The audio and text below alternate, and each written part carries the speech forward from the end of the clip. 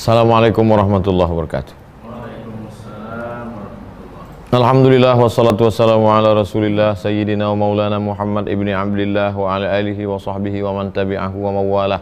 Subhanaka la ilma lana illa ma 'allamtana innaka antal alimul hakim. Rabbi shrah li sadri wa yassir li amri wa hlul 'uqdatam min lisani yafqahu qawli. Qala al-musannif rahimahullah, Imam An-Nawawi berkata dalam kitab Al-Arba'in An-Nawawiyah, hadis nomor 16, bisanadihi, dengan sanadnya, an Abi Hurairah radhiyallahu anhu, dari Abu Hurairah semoga Allah meridainya, anna rajulan, ada seorang laki-laki, qala lin Nabi, berkata kepada Nabi sallallahu alaihi wasallam, ausini, beri aku wasiat, beri aku pesan. Qala, Nabi menjawab, la taghdab, jangan marah. Faradda miraran, diulangnya beberapa kali, beri aku wasiat, beri aku pesan. Qala, Nabi menjawab, la taghdab, jangan marah. Rawahul Bukhari, disebutkan oleh Imam Al-Bukhari dalam kitab Sahih Al-Bukhari. Itu matannya. Sekarang kita pindah ke, itu matan hadis. Sekarang kita pindah ke syarah, penjelasan. Qala al-syarihu rahimahullah, qala al-syarihu rahimahullah, Imam Ibnu Hajar Al-Haytami berkata, an Abi Hurairah radhiyallahu anhu, dari Abu Hurairah semoga Allah meridainya, anna rajulan, ada seorang laki-laki. Siapa dia? Namanya siapa? Laki-laki banyak, siapa namanya? Nah, inilah tugas syarih menjelaskan siapa laki-laki itu. Yahtamilu annahu Abu Darda, ada kemungkinan laki-laki yang dimaksud dalam hadis ini namanya Abu Darda, sahabat Nabi. Dari mana bisa Ibnu Hajar Al-Haytami tahu bahwa ini Abu Darda? Faqad akhrajat Tabrani anhu, berarti dia menemukannya dalam riwayat Imam Tabrani. Qultu, aku berkata, ya Rasulullah, dullani ala amalin yudkhilunil jannata, tunjukkan aku suatu amal yang bisa memasukkan aku ke surga. Qala la taghdab walakal jannah, jangan marah, kau masuk surga. Riwayat kedua, au jariyatu bin Qudamah ammil Ahnaf bin Qais, atau Jariyah bin Qudamah paman Ahnaf bin Qais. Faqad akhraja Ahmad anhu annahu qala, dari riwayat Imam Ahmad bin Hanbal, sa'altun Nabiyya sallallahu alaihi wasallam, aku bertanya kepada Nabi, faqultu ya Rasulullah, qul li qawlan wa aqlil alayya la'alli aqiluhu, sampaikan kepadaku satu kalimat tapi jangan panjang-panjang supaya aku bisa mengingatnya. Kata Nabi, pendek saja, la taghdab. Fa'adtu alaihi miraran, kuulang beberapa kali. Kulla dzalika yaqul, setiap kuulang dia menjawab, la taghdab, jangan marah. Kalau begitu ada kemungkinan dua. Satu Abu Darda, satu Jariyah ibnu Qudamah amil Ahnaf bin Qais. Lakin, akan tetapi, naza'a fi hadza Yahya bin Al-Qattan, Imam Yahya bin Qattan tak setuju dengan riwayat kedua ini. Bi annahum yaquluna inna jariyata tabi'iyun, karena Jariyah itu bukan sahabat Nabi, tapi seorang tabi'i. La sahabi, bukan sahabat Nabi. Mana mungkin tabi'i bisa jumpa sama Nabi? Kalau jumpa sama Nabi berarti dia sahabat. Apa pelajaran dari sini? Tidak bisa menghukum hadis kalau cuman hafal satu hadis. Coba kalau Imam Ibnu Hajar Al-Haytami cuman tahu yang Sahih Bukhari ini. Mana tahu dia laki-laki ini namanya Abu Darda? Taunya dia ini Abu Darda karena ditengoknya dalam riwayat Tabrani. Itu menunjukkan ahli hadis itu hafal. Makanya jangan heran kalau ada orang ahli yang disebut ahli hadis zaman sekarang, dia bilang ini hadis dhaif karena dia cuma tahu satu jalur. Sementara kalau dilihat dalam kitab lain ternyata hadis itu sahih. Itu bahayanya kalau orang tidak hafiz mensahih dan mendhaifkan hadis. Ini bukan sekedar bisa bahasa Arab, sekedar tahu baca kitab, bukan. Tapi ada daya ingatan hafalan yang banyak. Yang jadi masalah lafaznya tak sama. Ceritanya beda, substansi maknanya sama. Itu pelajaran.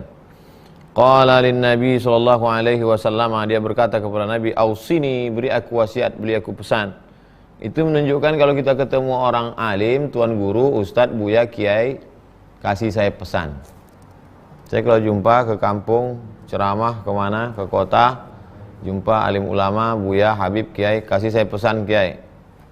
Kalau tak mau dia ngasih pesan, doakan saya. Apa pesannya? La taghdab. yahtamilu annahu arada amrahu bil asbabil lati tujibu husnal khuluqi minal karam. Ada kemungkinan yang diinginkan itu adalah perintah melakukan suatu sebab sehingga kalau dilakukan dia menyebabkan orang menjadi berakhlakul karimah. Ada suatu perbuatan kalau kita lakukan menyebabkan orang menjadi berakhlakul karimah. Contohnya minal karam, suka berbagi, sakha dermawan, hilm sabar, haya malu, tawaduk rendah hati, wal ihtimal mampu menanggung beban orang, kafil adza tak menyakiti orang, wasaf berdamai, al-afwi maaf, wa qauzmil ghaiz nahan marah, wat talaqah wajah cerah lepas, wal bishr memberikan kabar gembira, ketenangan, wasairil akhlaqil hasanatil jamilati semua akhlak yang baik-baik. Fa inna nafsa idza takhallaqat bihadhil akhlaq, kalau jiwa manusia sudah melakukan akhlak yang baik-baik ini, wasarat laha adatan, kalau dia sudah menjadi kebiasaan, indafa'an hal ghadab inda husuli asbabihi, maka ketika terjadi sebab-sebab yang membuat marah, dia tak marah lagi. Jadi maksud Nabi la taghdab di situ maksudnya adalah bekali dirimu dengan perbuatan-perbuatan yang ketika engkau berhadapan dengan marah itu kau tidak marah. Itu maksudnya. La taghdab di situ maksudnya bekali dirimu dengan suatu perbuatan sebab-sebab kalau kau sudah punya bekal itu sehingga kau tak mudah marah. Apa itu? Ya ini. Dermawan, sabar, malu, tawadu, mampu menanggung beban orang, tidak menyakiti orang, memaafkan orang, berdamai, tahan amarah. Jadi nampaknya simpel sederhana. La taghdab. Gimana menyuruh orang enggak marah kalau dia tidak punya bekal? Jangan minta-minta. Ketika kita katakan orang jangan minta-minta, sesungguhnya dalam kalimat itu kita maksudnya kau mesti punya usaha. Kalau kau punya tanah, tanami dia dengan sawit kelapa, buat di kolam ikan. Itu maksudnya. Karena gimana kita mau menyuruh orang jangan minta-minta, selesai gitu? Enggak, sebab-sebabnya. Au annahu arada, atau ada kemungkinan la ya'malu bi muqtadal ghadabi idza hasala, jangan melakukan sesuatu yang bisa membangkitkan kemarahan kalau terjadi. Bal yujahidu nafsahu ala tarki tanfidhihi, melawan dirinya untuk tidak marah. Wal amali bima ya'muru bihi, dan melaksanakan yang diperintahkan. Fa innahu idza malakal insanu, kalau dia sudah mampu menguasai dirinya, kana fi asrihi. Fa innahu idza kana malakal insana, kalau marah itu menguasai orang, kalau marah itu sudah menguasai orang, kana fi asrihi, dia sudah tertawan. Wa tahta amrihi, dia ikut perintah. Apa kata marah itu? Itulah.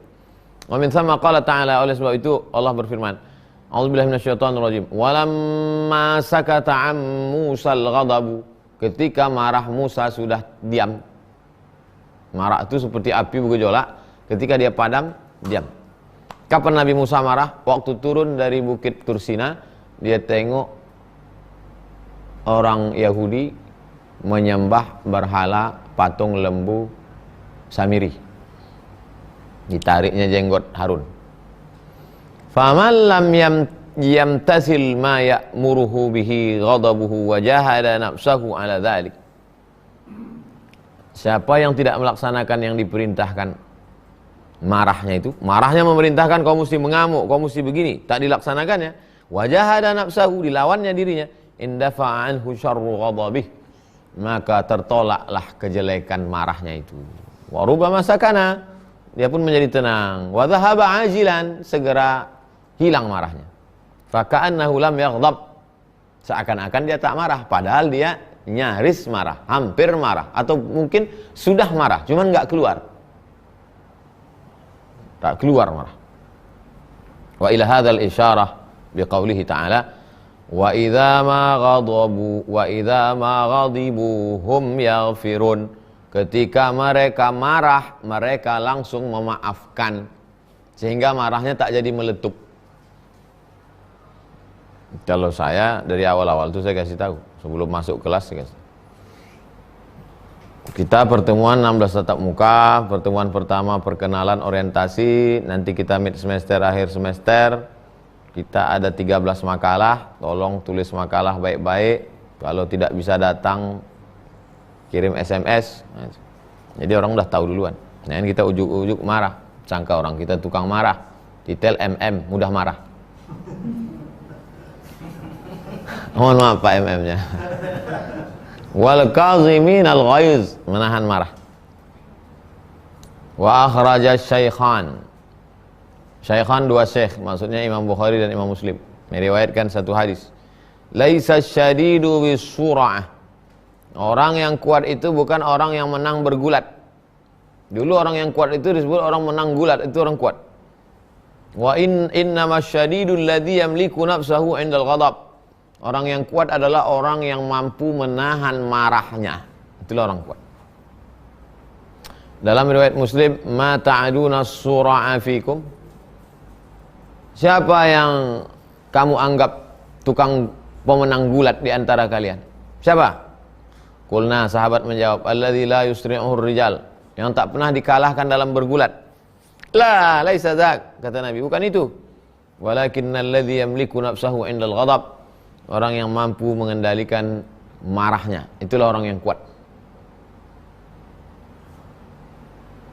Faraddada as-sailu alaihi miraran, yang bertanya itu ngulang berkali-kali.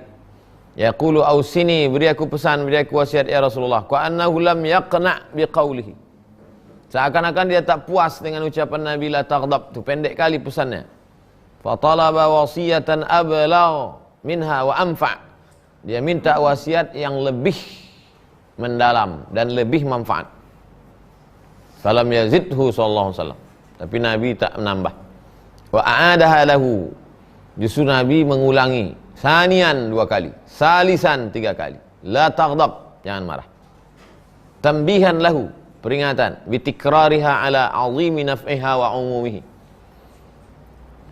Diulang berkali-kali untuk menunjukkan manfaatnya besar dan sifatnya umum. Fahuwa kama qala lahul Abbas, seperti yang dikatakan Abbas radhiyallahu an, "Allimni du'aan ad'u bihi ya Rasulullah."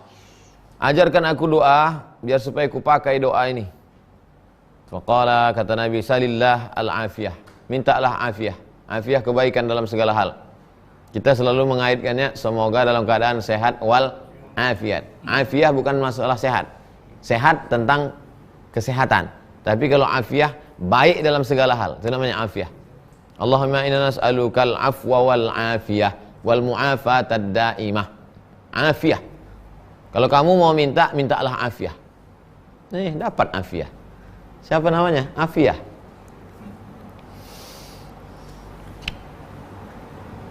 Fa'awadahu miraran, dia ulang berkali-kali. Kasihlah aku ya Rasulullah, kata Nabi, minta afiyah. Faqala lahu ya Abbas, wahai Abbas, ya amma Rasulillah, wahai paman Nabi, salil afiyata fid dunya wal akhirah, mintalah afiyah di dunia dan di akhirat. Dan kita setiap sholat 4 kali tadi minta ini sholat isya. Rabbi firli warhamni wajburni warzuqni wahdini wa'afini. Afini itu artinya kasih aku afiyah, kebaikan dalam segala hal. Fa innaka idza u'tital afiyah, kalau engkau dapat afiyah, u'tita kulla khair. Kalau kau sudah dapat afiyah, maka semua kebaikan kau sudah dapat. Kalau kau dapat sehat, belum tentu dapat afiah. Tapi kalau kau dapat afiah, dapat yang lain. Makanya dalam doa antara 2 sujud tak ada minta sehat, tapi minta afiah. Sehat sudah dapat. Kita dua-duanya kita minta. Semoga dalam keadaan sehat wal afiat. Qila, ada kemungkinan ketiga. Yahtamilu annahu sallallahu alaihi wasallam min hadzal rajul sallallahu alaihi wasallam menganggap orang ini kasratul ghadab, orangnya pemarah. Dilihat Rasulullah ini orangnya pemarah, tukang marah. Fa khassahu bi hadhihi alwasiyah. Maka dikhususkan dia dengan pesan ini berkali-kali. La taghdab, la taghdab, la taghdab. Jangan marah, jangan marah, jangan marah. Wa bi ba'dhi turuqil hadis. Dalam hadis riwayat lain, jalur lain, ma yub'iduni min ghadabillah. Apa yang bisa menjauhkan aku dari marah Allah? Gimana supaya Allah tidak marah sama aku? Kata Nabi, la taghdab, jangan marah. Wa fi tariqul ukhra, dalam jalur yang lain, anna rajulan qala, seorang laki-laki berkata li Rasulillah, kepada Rasulullah SAW, ausini wala tuksir alayya, beri aku pesan tapi jangan banyak-banyak. Qala murni bi amrin, berikan suruh aku suatu perintah, suruh aku melakukan suatu perintah aku. Wa aqlilhu alayya kai aqiluhu, tapi jangan panjang-panjang, jangan banyak-banyak, supaya aku bisa ingat. La taghdab, jangan marah. Wa fi ukhra, dalam riwayat lain, alimni syai'an a'ishu bihi fin nas, ajarkan aku sesuatu yang bisa jadi bekalku untuk hidup di tengah orang banyak. Wala tuksir alayya, tapi jangan banyak-banyak, jangan panjang-panjang. La taghdab, jangan marah. Wa fi ukhra, dalam riwayat lain, qultu ya Rasulullah, beri aku pesan. Kata Nabi, la taghdab. Fa fakkartu hina qala Nabi SAW maqala, kupikirkan terus apa yang dipesankan Nabi tadi. Fa idzal ghadabu yujmi'u syarra kullah, sesungguhnya marah itulah induk dari segala kejahatan. Yujmi'u syarra kullahu, semua syar yang buruk-buruk, yang jelek-jelek itu ada pada marah. Kenapa orang jadi bermusuhan, putus silaturahim? Karena marah. Kenapa hati menjadi beku dan keras? Karena marah. Kenapa orang menjadi error, hang? Karena marah. Wa min thamma, oleh sebab itu, qala Ja'far bin Muhammad berkata, al-ghadabu miftahu kulli syarrin, marah itu adalah kunci segala keburukan. Kita bisa masuk rumah karena ada kunci. Jadi kalau mau masuk kepada yang semua yang buruk-buruk, siapkan kuncinya. Apa itu? Marah. Kalau mau kita tak masuk ke yang buruk, buang kuncinya jauh-jauh, campakkan dari jembatan Leton ke Sungai Siak. Jangan marah. Wa qila li Ibnul Mubarak, ada yang berkata kepada Ibnul Mubarak, ijma' lana husnal khuluqi fi kalimatin, tolong kumpulkan semua akhlak dalam satu kalimat.